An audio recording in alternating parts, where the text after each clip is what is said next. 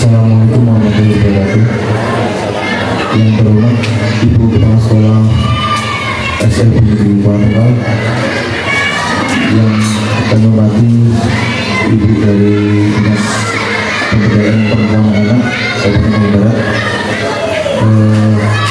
Bapak Ibu Dewan Guru serta wali murid SLB Negeri Tegal. Pada kesempatan ini kami ingin menambahkan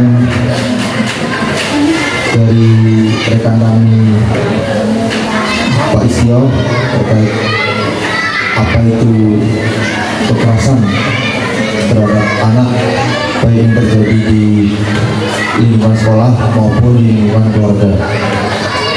Namun kami lebih pada penanganan kekerasan terhadap anak. Bapak Ibu sekalian, sebagaimana kita ketahui bahwa SLB sekolah luar biasa, menurut kami yaitu pendidikan yang mungkin bagi kami, ya mohon maaf, mungkin kalau saya dijadikan guru SLB mungkin saya nggak sanggup mungkin. Karena apa? Siswanya, ya mohon maaf, rata-rata mempunyai kelainan, antara seperti kelainan fisik, kelainan emosionalnya, kelainan mentalnya. Jadi mungkin saya juga salut sekali dengan ibu-ibu guru sini, sangat-sangat semangat dan mungkin dari awal mendedikasikan sebagai guru di SLB, karena dimanapun adik-adik anak-anak kita yang merupakan murid dari SLB perlu juga mempunyai hak untuk mendapatkan pendidikan. Makanya ada sekolah SLB. Pada kesempatan ini terkait dengan penanganan kekerasan terhadap anak-anak di lingkungan sekolah, mungkin Bapak Ibu juga sudah sering melihat di TV, media sosial bahwa ada terjadi penganiayaan atau istilahnya umumnya kekerasan terhadap anak dan umumnya penganiayaan terhadap anak. Penganiayaan ini bisa terjadi di lingkungan sekolah maupun di lingkungan keluarga. Salah satu contohnya yaitu penganiayaan atau kekerasan yang di sekolah. Mungkin pada saat ibu guru sedang mendidik anaknya, karena anak-anaknya mungkin susah diatur, jadi bapak ibu guru merasa emosi. Jadi menurut saya pada saat ini kami memberikan pandangan bahwa jika bapak ibu guru melakukan kekerasan terhadap anak di lingkungan sekolah, itu bisa dikatakan termasuk kejahatan.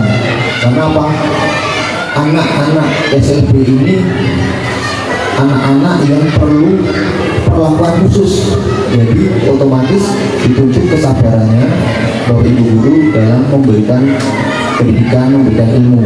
Jadi jika bapak ibu guru melakukan penganiayaan, itu salah satu kejahatan yang sangat serius dan menjadi perhatian dari pemerintah. Nah, kaitannya dengan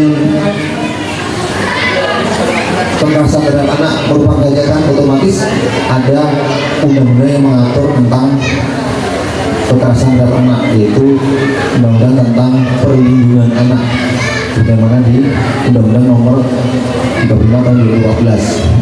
Jadi sekali saja, semua ada bapak ibu guru yang menjewer, memukul, contohnya menjewer.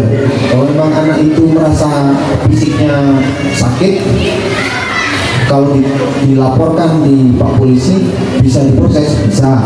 Karena apa? Yang dirasakan anak itu kan sakit, tidak harus luka. Kekerasan terhadap anak tidak harus luka, Bu, Bapak Ibu ya. Kalau memang anak itu merasakan sakit terus ngadu sama orang tuanya, kalau orang tuanya tidak terima, bisa melapor ke kepolisian. Namun tidak semuanya penanganan masalah kekerasan yang dilakukan oleh tenaga pendidik itu tidak harus proses secara hukum. Mungkin bisa dimediasi bahwa mungkin ada pertimbangannya kenapa kok bapak ibu guru melakukan kekerasan, dan mungkin ibu sedang pusing atau banyak tugas ya, jadi kok pelariannya ke anak walaupun tindakan itu tidak dibenarkan. Nah, kemudian terkait kekerasan yang dilakukan oleh anak itu sendiri, pada di undang-undang juga mengatur bahwa anak-anak juga bisa menjadi pelaku. Anak-anak sekolah ini bisa jadi pelaku, dan memang ada bukti-bukti bisa diproses. Banyak yang bisa terjadi di sekolah, salah satunya apa? Kekerasan. Nah, kemudian ada pembulian. Sekarang sedang tren perundungan. Perundungan itu macam-macam Pak. Perundungan mungkin memaki-maki, mengeluarkan kata-kata yang tidak benar, atau menyebarkan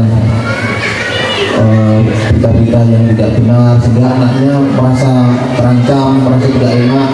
Nah, kemudian tidak mau masuk sekolah, itu sudah diatur juga termasuk dalam perundungan. Nah, kaitannya dengan kekerasan yang dilakukan oleh anak itu sendiri, baik terhadap sesama siswa maupun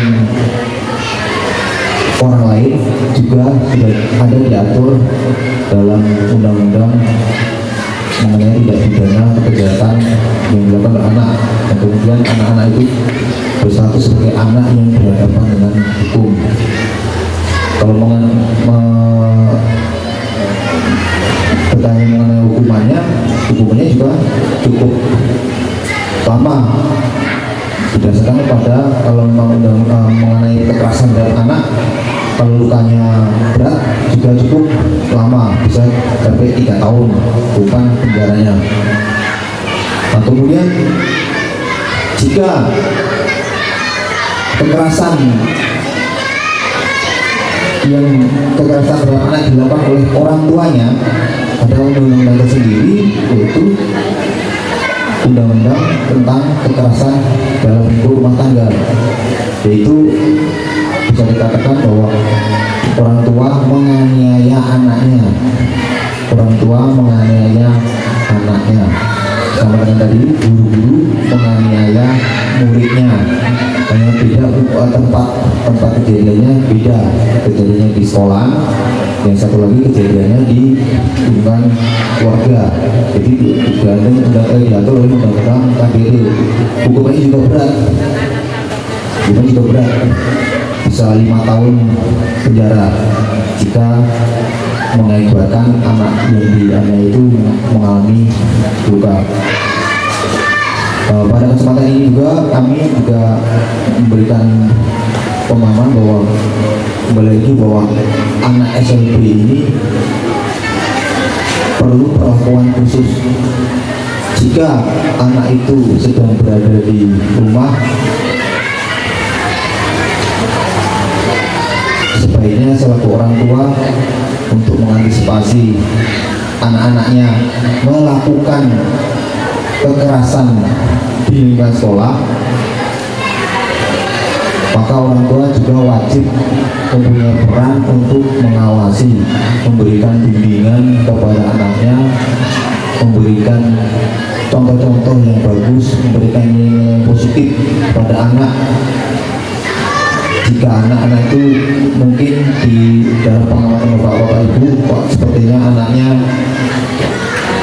mulai nakal, sampai kewajiban dari orang tua mengarahkan, memberikan bimbingan. Nah, kemudian mengantisipasi orang tua melakukan kekerasan terhadap anak. Ya mungkin kalau saya mungkin ngomong itu mungkin gampang ya. Mungkin kalau mungkin orang tua yang memiliki anak dan yang memerlukan peran khusus, mungkin juga belum tentu bisa, karena kita dia menurut saya komunikasi sangat penting. Anak-anak yang luar biasa tersebut perlu perlakuan khusus, otomatis komunikasinya harus baik dengan orang tuanya. Orang tuanya memberikan dorongan yang bagus, jangan malah orang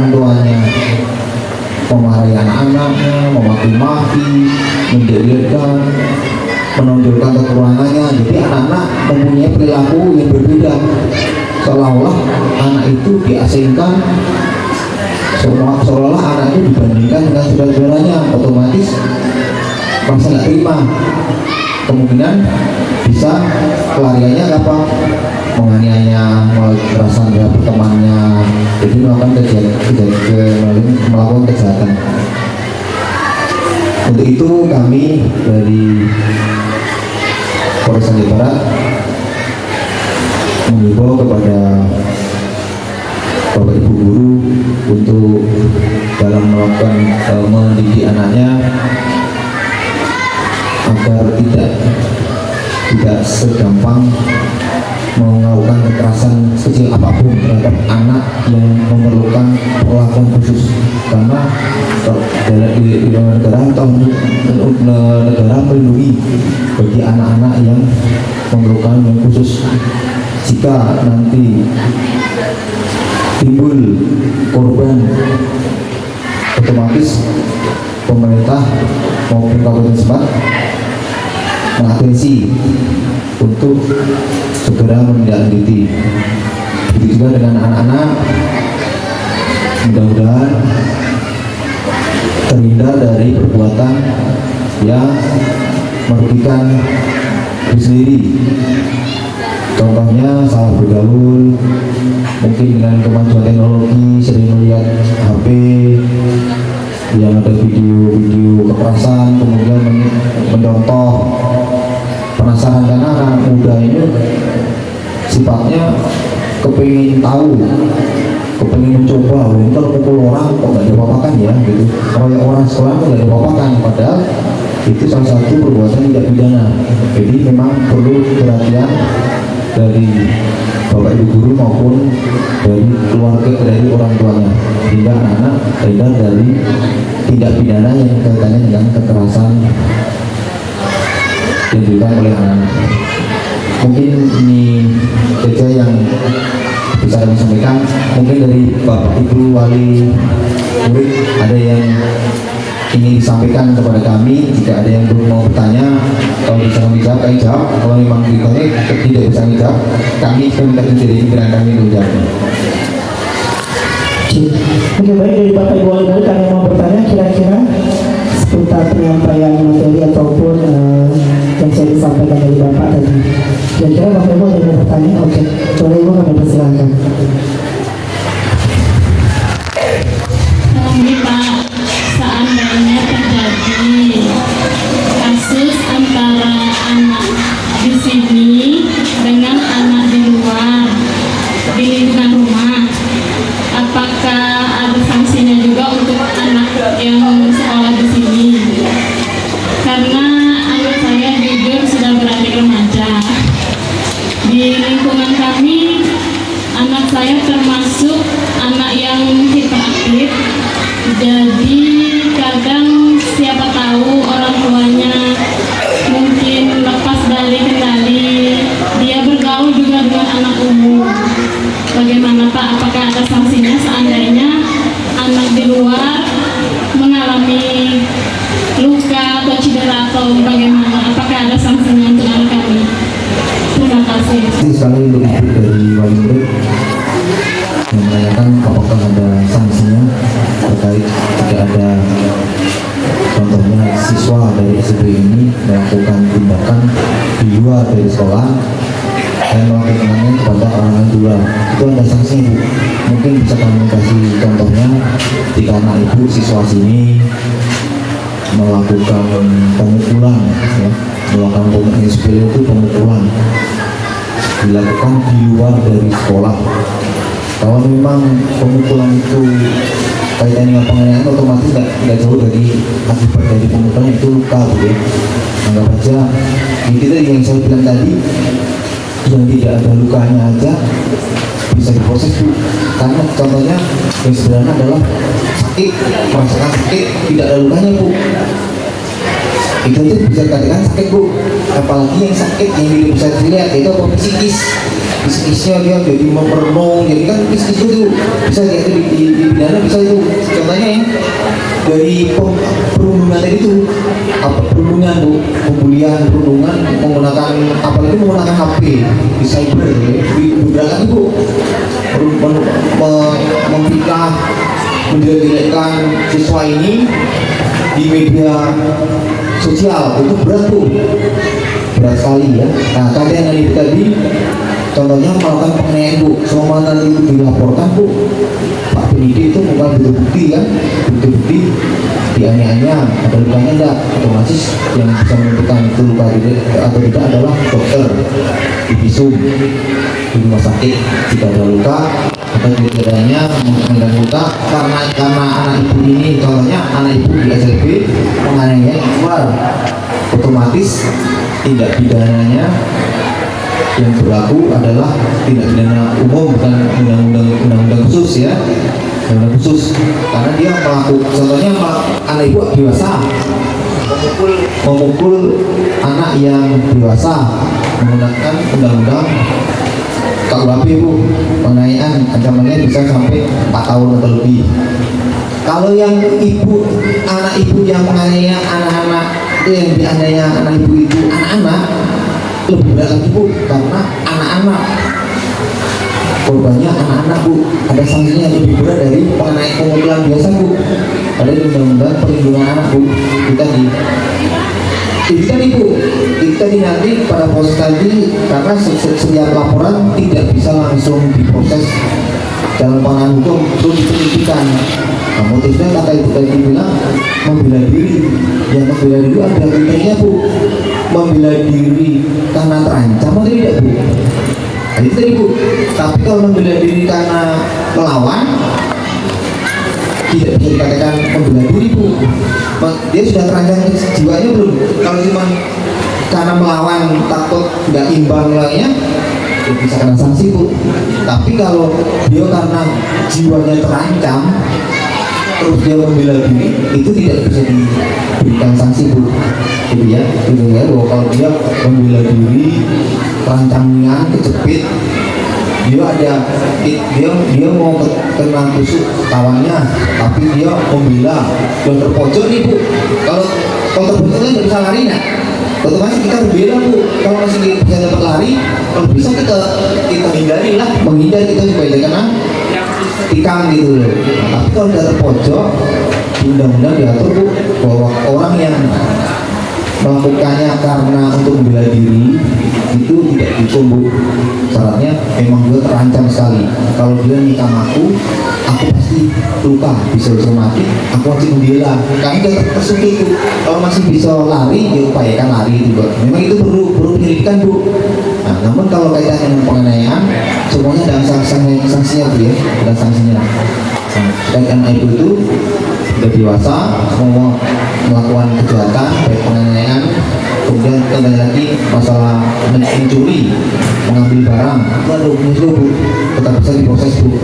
Nah kemudian perlu diketahui juga bu, kalau anak itu usianya di undang-undang sudah diatur dalam undang-undang perhatian anak, ada kriterianya bu, bahwa anak-anak yang seperti apa sih yang dikatakan anak-anak. Kemudian perlakuannya juga khusus bu, kalau anak-anak mengenai penanganan tidak pidana itu juga diatur anak-anak yang seperti apa sih. Anak-anak yang bisa dikategorikan berhadapan dengan hukum dan statusnya bisa ditetapkan jadi umurnya 17 tahun ke atas. Nah, jika umur sudah dewasa, otomatis undang-undang yang dewasa. Kalau anak-anak ada perlakuan lagi bu, yang perlu diketahui juga ya. Jika anak-anak yang melakukan tindak pidana, contohnya kekerasan, kalau umurnya memang belum 18 tahun, otomatis masuk kriterianya anak-anak. Otomatis ada SOP-nya bu, yaitu adalah ada restorasi justice ya. Jadi restorasi itu mempertemukan antara pihak pelaku dan korban, itu wajib di undang-undang diatur, bukan bukan dikatakan Pak Polisi mendamaikan, enggak, memang undang-undang mengatur itu Bu, bahwa jika ada terjadi anak-anak yang melakukan pidana itu umurnya masih belum sampai 18, dari pihak penyidik mempunyai kewajiban memediasi Bu, pasti memediasi karena masih anak-anak, supaya mediasi terus, supaya tindakan yang diduga melakukan tindak pidana itu tidak sampai ke pengadilan Bu, melalui mekanisme RJ, jadi mempertemukan.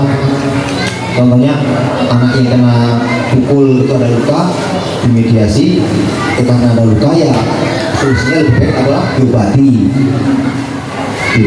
semua yang pihak pelaku mau mengobati, selesai Bu, tidak sampai ke pengadilan. Syaratnya harus berhasil, RJ itu harus berhasil. Kalau pihak korban tidak terima, tetap bisa diproses Bu, walaupun anak-anak Bu, gitu ya, walaupun itu anak-anak yang melakukan di RJ, Restoratif Justice di kepolisian, oleh penyidik tidak berhasil, tetap diproses sampai ke pengadilan Bu, sampai di sidang. Tapi kalau berhasil, bisa di RJ itu penyelesaian penanganan di luar dari peradilan Bu, jadi tidak sampai ke pengadilan. Nah, jadi apa yang dilakukan itu tetap ada sanksinya Bu. Semua tindakan itu ada sanksinya. Jadi kalau anak ibu dewasa melakukan tindak pidana kepada anak maupun sama dewasa, tetap ada sanksinya Bu. Ada sanksinya. Mungkin itu bisa jawab ya. Ada yang lain mungkin Bapak Wali Murid yang mau ditanyakan? Ada lagi Bapak Ibu kira-kira yang mau bertanya? Yang persilakan. Atau Bapak Ibu Bapak Ibu yang persilakan. Assalamualaikum warahmatullahi wabarakatuh. Bapak, ini kalau bisa ini saya mau mengajukan istilahnya, kalau bisa di razia istilahnya minuman tua. Itu kan bisa mempengaruhi anak-anak. Sebabnya saya ada kejadian kalau anak saya mengkonsumsi minuman tua, kalau bisa di bawah umur dilarang minum itu kan. Bisa penjualnya juga itu sanksi. Itu aja. Terima kasih Ibu. Kami ingin jawab terkait dengan minuman tua ini. Minuman tua, kami dari Polres itu kebetulan ini hari ketiga pelaksanaan operasi pekat 1 2024 di Jambi. Jadi salah satunya penyakit masyarakat. Pakai masker banyak Bu, ada perjudian, termasuk minuman. Yang Ibu tadi minuman tua. Jadi perlu Ibu ketahui dan Ibu sekalian ketahui semua. Tua itu memang kalau minum memabukkan juga. Ada kandungan alkohol. Minuman yang ada kandungan alkoholnya pasti kalau kebanyakan pasti memabukkan, menjadikan mabuk. Nah, cuman Ibu ketahui juga, harus Ibu ketahui, tua itu kalau dari segi prosentase alkohol memang masih di bawah Bu. Kalau nggak minum banyak nggak mabuk tua itu. Nah ini kan minuman yang mahal itu, ceper, itu ada prosentase alkoholnya ada 11, 21 itu minum dikit bisa mabuk Bu. Nah Ibu tadi bilang Pak tolong dirazia. Cuma kami Pak dari Polres itu sudah sangat sering menjelang seperti ini, menjelang Ramadan kami salah satunya ada operasi pekat 2004 itu, salah satunya yang bisa mengganggu ketertiban umum jadi tadi Bu, orang mabuk. Nah, tua itu tadi tidak termasuk dalam kategori minuman yang beralkohol Bu, tapi itu ada kandungannya Bu. Nah, ada nih. Nah, kaitannya dengan kenapa kok tidak ditangkap tadi Bu, karena ada undang-undang yang mengatur mengenai peredaran, contohnya penjualan minuman itu sudah diatur Bu. Minuman yang dalam kemasan yang alkoholnya tinggi itu tidak boleh dijual di tempat umum, dijual di tempat yang sudah ditunjuk, contohnya di kafe, bar. Tujuannya apa? Minuman itu berbahaya, kan apabila minumnya harus di tempat itu Bu. Minuman di tempat itu, memang minuman itu sudah ada membayar pajak itu bersih ke negara Bu. Nah gitu Bu ya. Nah kemudian kayak Ibu tadi bilang Pak tolong ditangkap, kalau mungkin dari kami, mungkin masukan dari kami, nanti kami laporkan juga kalau memang ada tempat-tempat yang ibu tahu, kasih informasi kami. Nah, kalau kami dari pihak Polres kepolisian hanya bisa melakukan himbauan, Bu. Kalau kami untuk menghukum ibaratnya karena dia nggak masuk kriteria, Bu. Nah, kalau orang-orang yang ada yang jual minuman keras yang kemasannya yang botol-botol itu, Bu, karena ada undang-undangnya, Bu. Contohnya gini, Bu, ibu jualan minuman yang mahal itu, tapi ibu tidak bayar pajak, ibu bisa di proses itu karena melanggar hukum, Bu, tidak membayar pajak lah intinya. Terus ibu menjual di rumah salah karena minuman itu hanya boleh dijual di tempat khusus, di kafe, di bar yang sudah punya izin dari pemerintah, Bu. Nah, kalau tua itu memang masuk kategori minuman tradisional, Bu, tapi memang efeknya bisa mengganggu keamanan tuh, Bu, bisa melakukan kejahatan tuh, orang mabuk bisa mukul orang, pikirannya yang jelas bisa maling gitu, Bu. Nah, nanti kalau memang ibu punya informasi, lapor ke kami, di mana nanti kami kebetulan ada operasi, nanti bisa kami jadikan target operasi kami, bisa kami kita tindak lanjuti, Bu, di mana itu nanti ibu nanti kesempatan nanti sampaikan ke kami di mana gitu ya, jadi ibu jangan beranggapan apa polisi ngosok, memang kami tidak punya kewenangan, Bu, karena dia minuman tradisional, Bu. Nah, yang bisa kami proses, yang proses minuman yang alkohol yang botolan kemasan tuh, nah itu bisa proses. Itu pun cuma kena denda, Bu. Nah, kalau dia bisa membayar denda pajak minuman tuh, dia tidak hukum karena hukumannya menutup lokasi penjualan sama bayar pajak, Bu, gitu ya. Karena yang mengatur Perda Kabupaten Jawa Barat ada itu, Perda tahun 2010 itu ada tuh, Bu. Itu, Bu. Nanti sampaikan kami ya, gimana ya, yang ada yang jual tua itu. Ya, kalau informasi Ibu melihat pas orang itu minum, kasih tahu kami, Bu. Nah, gitu. Ya, nanti kami panggil orang tuanya, kami bikin pernyataan, jangan mengganggu, jangan minum boleh lah, Bu. Duitnya pakai duitnya sendiri kok. Salah gunakan atau kebanyakan akhirnya lain. Nah, itu kan merugikan diri sendiri tuh. Otomatis kan dia dikendalikan minuman, bukan kita menilai minuman. Salah dia. Kalau memang itu minuman itu bukan membuat kita mabuk, ya jangan banyak-banyak. Minum di rumah sudah agak tidur. Nah, itu lah. Karena solidaritas dengan kawan, rame-rame, akhirnya terpengaruh sama-sama pening. Lah mulai ya itu tadi cari musuh ke tempat mana gitu kan, ketemu sama orang parit mana sana, kelahi balik, nah itu deh, Bu. Nanti sampaikan kami, Bu, nanti kami dari ini. Mungkin ini yang bisa saya sampaikan. Terima kasih atas perhatiannya. Kami tutup. Assalamualaikum warahmatullahi wabarakatuh.